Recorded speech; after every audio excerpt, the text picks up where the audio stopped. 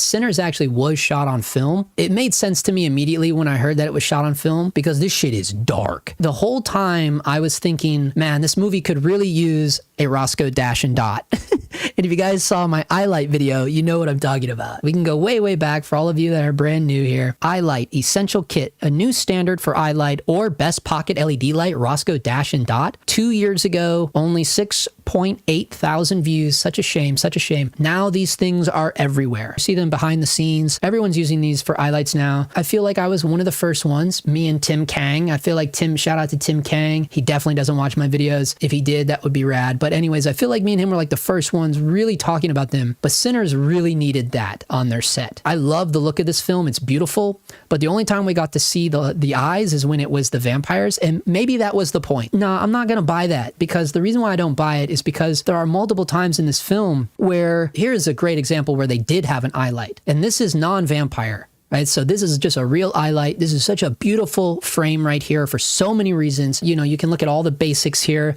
They got a little bit of room tone coming down there on for his hair light. He's looking towards the source. He's got a perfect Rembrandt on him, nice soft lighting and eye light. Now you're probably like, what the fuck happened? I thought we were talking about dehancer here. What I'm getting to here is that this film is actually shot on film. So that's why we're going full circle here. Anyways, but I got caught off guard because you'll notice, what the fuck? What happened to the eye light? What? This guy barely has one eye light. You know what I mean? I don't know. That was my only pet peeve. Listen to me. This movie is amazing. It's beautiful. I love everyone involved with this film. Not talking trash. I'm just me as a cinematographer. I was just watching in the theaters, just be like, damn, here they got one. But I guess it makes sense. They're watching something that provides a lot of eye light. But most of the time, I would say about 90% of the time, there's not an eye light where there definitely could have been one. You know, inside this place is a prime example. Zero eye light. So many times, it just would have been nice to just have a little bit of eye light, man. Prime example again, zero eye light.